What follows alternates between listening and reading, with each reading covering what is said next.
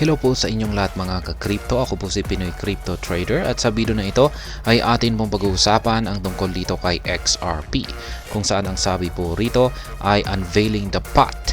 Here is how can XRP surge to $50.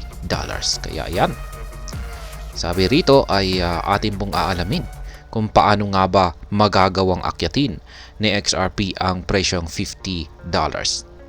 Kaya napakataas po nito, $50 na price target. Kaya paano kaya? Kaya yan po ang ating pag-uusapan sa video na ito. Pero bago po tayo magpatuloy ay nais ko lamang po munang bigyang linaw ang aking disclaimer kung saan ang nilalaman po ng video na ito ay hindi po ito isang financial advice. For education and information purposes lamang po ang layunin nito. Maliban po dito ay nais ko na rin pong magbigay babala na wala pong kahit anumang group chat ang Pinoy Crypto Trader. Ayan, direct to the point na po tayo. Wala nang paligoy-ligoy pa.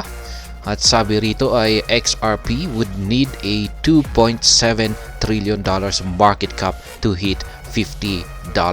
Kaya yan po ang kailangan para akyatin ni XRP ang price target na $50.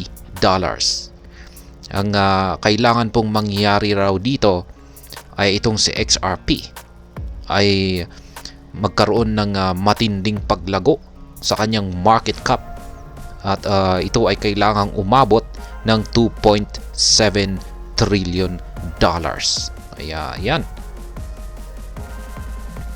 ang naglabas po sa calculation na ito ay itong si Crypto Banker.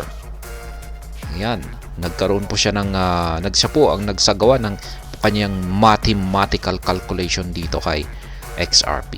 Isinama na rin niya itong si SHX. Pero syempre, ang ating focus dito or yung ating tinututukan lamang ay itong si XRP.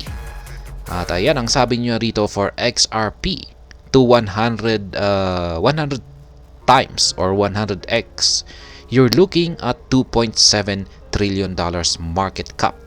Kaya yan, para daw magkaroon ng 100 times yung presyo nitong si XRP ay kailangan daw po na magkaroon ng $2.7 trillion na market cap itong si XRP.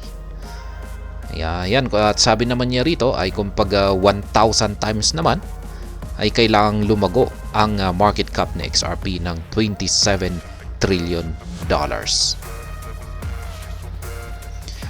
At ayan, dagdag pa niya rito ay at the 120 billion market cap, XRP's price hovered around the $3 territory.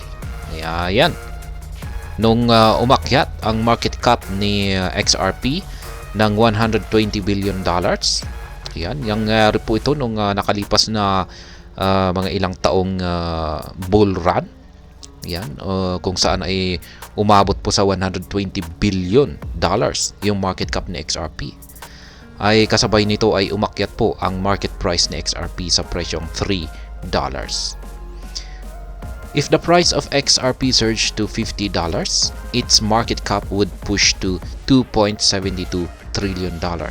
Supposing the asset circulating supply remains fairly stable at the 54.5 billion tokens mark.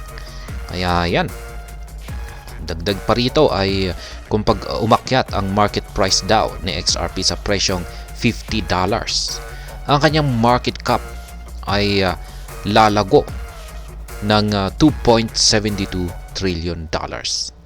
At syempre sa kondisyon na hindi po nagbabago yung kanyang circulating supply na nasa 54.5 billion tokens. Yan, syempre sa kondisyon na sabihin natin na hindi po nagsusunog ang ripple ng XRP or wala pong nagsusunog at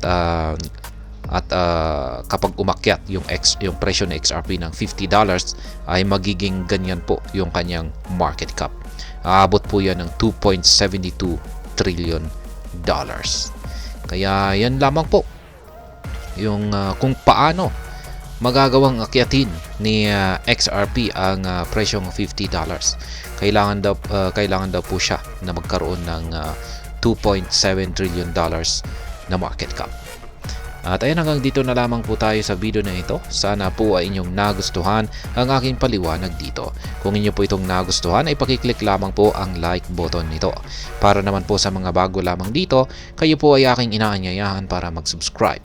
Pakiclick na rin po ang bell icon nito dahil ito po ang siyang magsisilbing notification nito sa mga bago kong videos na akin pong ina-upload sa aking YouTube channel na ito. Marami pong salamat sa panunood, ingat po tayo lagi at God bless po sa ating lahat.